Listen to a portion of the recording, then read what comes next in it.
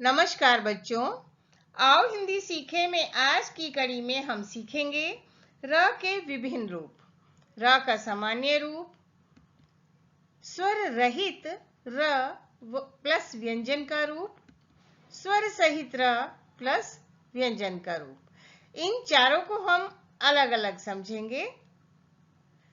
आगे बढ़ने से पहले मेरा आप सभी से निवेदन है कि आप मेरा चैनल सब्सक्राइब कर लें, लाइक बटन अवश्य दबाएं और कमेंट भी लिखें, प्रश्न पूछें। आपके प्रश्नों का उत्तर अवश्य दिया जाएगा। सबसे पहले बात करते हैं रा के सामान्य रूप की। इससे आप सभी अच्छे से परिचित हैं और इसके प्रयोग को हम इन शब्दों में देख लेते हैं। रमेश, रहीम, रमजान, रजत, राम, राका, राकेश, रोहित, रेखा इत्यादि। आपने इसमें देखा प्रत्येक शब्द में रा का सामान्य प्रयोग है, यानी कि जैसा वर्णमाला में इसका स्वरूप है वैसे ही यह प्रयोग किया गया है। तो रा के इस प्रकार के प्रयोग को रा का सामान्य रूप कहा जाता है। अब हम जानते हैं रेफ के रूप में रा का प्रयोग। रफ रे का प्रयोग स्वर रहित होता है, अर्थात ये आधा प्रयोग होता है। इसका प्रयोग शिरोरेखा पर उच्चारित स्थान से अगले वर्ण पर अंग्रेजी के सी अक्षर के समान किया जाता है। और इसे समझने के लिए कुछ उदाहरण देखते हैं। शब्द हैं कार्य, कर्म, हर्ष, गर्मी, मुर्गी, वर्ष, धर्म इत्यादि। अब ये अगले अक्षर पर आया है, इनका वर्ण विच्छेद करके देखते हैं। ठीक है, शिरोरेखा पर हमने इसका प्रयोग कैसे किया है और किस तरह से इसका उच्चारण भी देखना। उच्चारण देखकर ही हम समझ जाएंगे कौन सा किस रे का प्रयोग किया गया है। वर्ण विच्छेद में पहला है कार्य, तो इसे देखकर हम ये समझ सकते हैं जब स्वर रहित र पहले हो और बाद में कोई अन्य स्वर सहित व्यंजन हो तो रे उस व्यंजन के ऊपर लिखा जाता है। अब देखिए यहाँ पर का के बाद रा है, स्वर रहित है। का के बाद रा स्वर रहित है यहाँ पर, और उसके बाद स्वर के साथ में य व्यंजन का प्रयोग हुआ है तो र य के ऊपर लग गया है। वर्ण विच्छेद करके भी हम देख लेते हैं। या से पहले रा है और रा के साथ कोई स्वर नहीं है, यानी ये आधा है। इसी तरह एक और शब्द हम लिख कर देखते हैं, कर्म। इसका उच्चारण देखिए, का के बाद ही रा बोला जा रहा है और फिर एकदम से मा, यानी पहले स्वर रहित रा है और उसके बाद स्वर सहित व्यंजन है।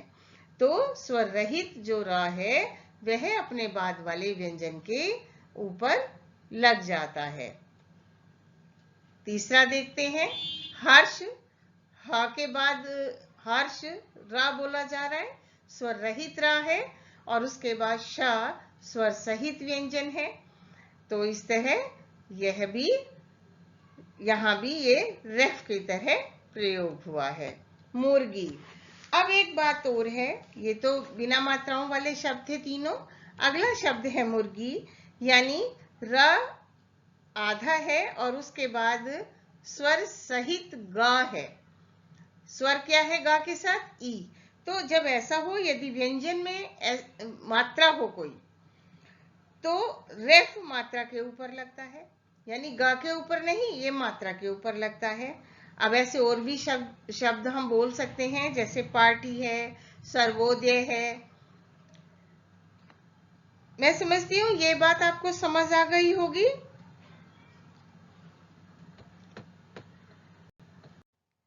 कि रेफ का प्रयोग शिरोरेखा के ऊपर और अपने बाद वाले व्यंजन के ऊपर होता है। अब जानते हैं पदेन के रूप में र का प्रयोग कैसे होता है। ये स्वर सहित होता है। स्वरहीन व्यंजनों के साथ पदेन रे का प्रयोग होता है। पाई वाले व्यंजनों के साथ पदेन रे का प्रयोग होता है। अब पाई वाले व्यंजन कौन से हैं, इन्हें हम समझ लेते हैं कौन कौन से हैं।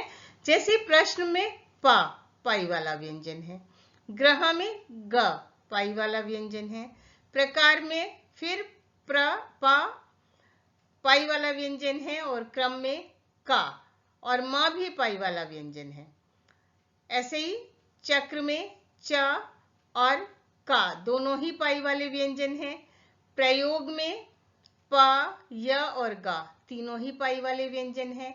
यदि इनमें पदेन रे का प्रयोग होता है तो ये स्वरहीन हो जाते हैं। तो इसी तरह उच्चारण से समझ सकते हैं, उच्चारण के अनुसार हम पदेन रे का प्रयोग करते हैं। अब जैसे प्रश्न में हम पर्सन नहीं बोल रहे, प है आधा और रा है पूरा प्रश्न में, इसे हम वर्ण विच्छेद से समझते हैं। अब प्रश्न देखिए, प है आधा तो हमने इसे हलंत से दिखाया, परंतु रा पूरा है, रा के साथ आ स्वर है, रा को हमने स्वर से अलग किया तो हलंत लगाया। इसी तरह श आधा है हलंत के साथ, और ना के साथ अ स्वर है तो हमने ना के नीचे हलंत लगाया। हमें समझना है प र अ को। प आधा है और इसमें पदेन रे का प्रयोग हुआ है। दूसरा शब्द का वर्ण विच्छेद करते हैं चक्र का। अब चक्र में हम का को देखते हैं। का आधा है, इसके साथ कोई स्वर नहीं है, परंतु र इसके साथ पूरा है, यानी पदेन र पूरा लगा है। तो इसकी परिभाषा हम इस तरह कह सकते हैं कि पदेन र जिस भी व्यंजन के साथ प्रयोग होगा वह व्यंजन आधा होगा। ठीक है। अब क्रम में देखिए, ऐसे का यहाँ पर आधा है और इसके साथ रा पूरा है।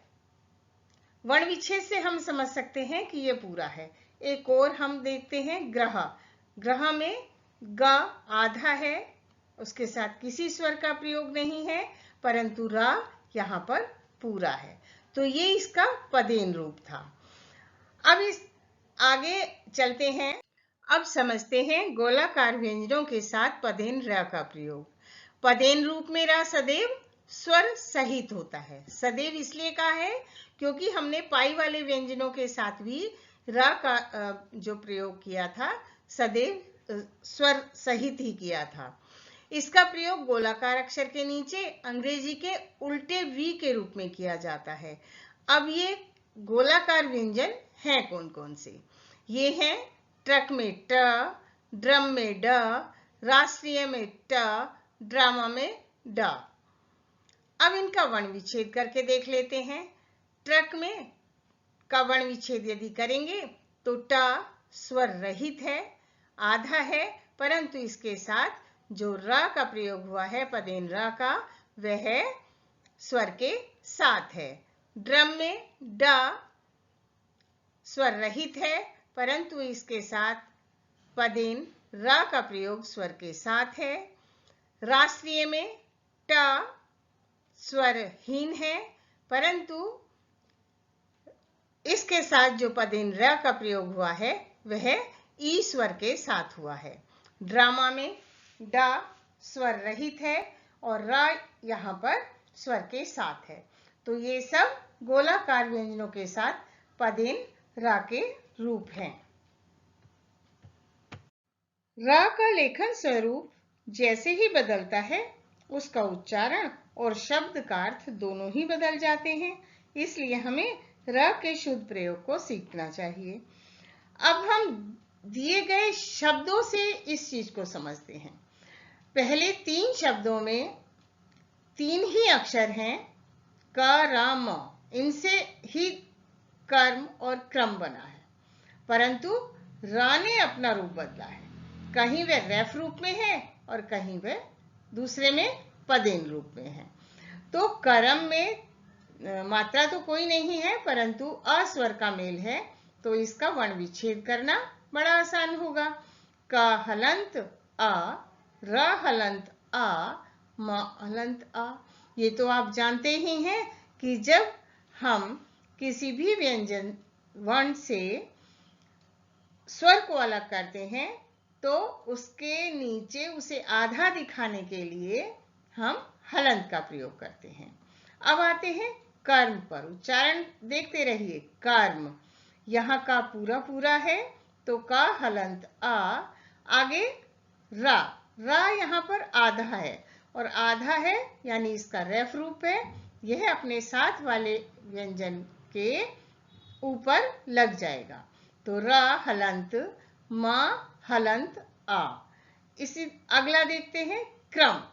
यहाँ रेफ का रूप नहीं है, यहाँ र पदेन रूप में है और पदेन रूप हमेशा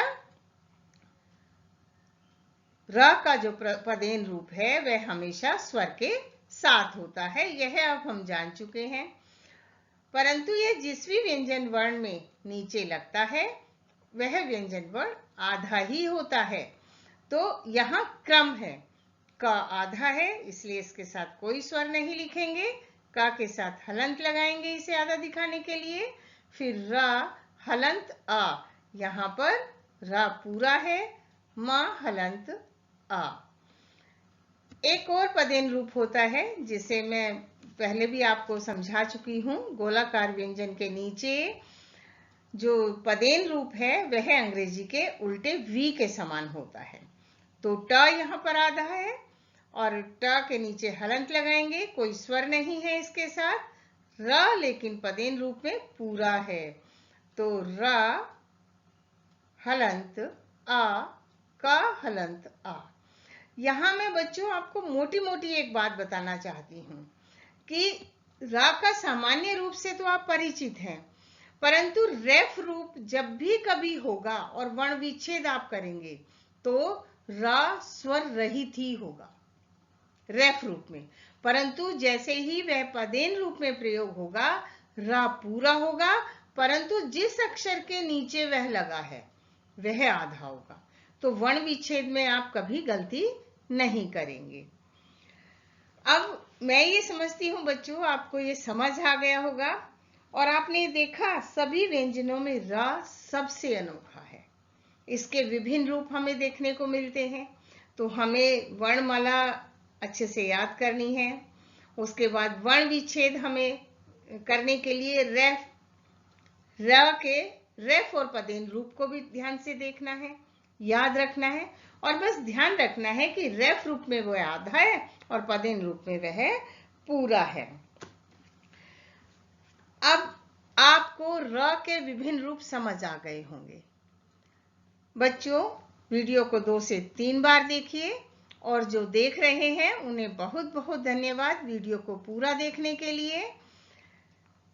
वीडियो को यहीं समाप्त करती हूं और आपसे निवेदन करती हूं कि चैनल सब्सक्राइब अवश्य कर लें, लाइक बटन दबाएं और यदि कोई समस्या है आपके समक्ष तो लिखें, कमेंट बॉक्स में लिखें। मैं आपकी समस्या का समाधान करने का प्रयास करूंगी, आपके प्रश्नों के उत्तर देने की भरपूर कोशिश करूंगी। धन्यवाद।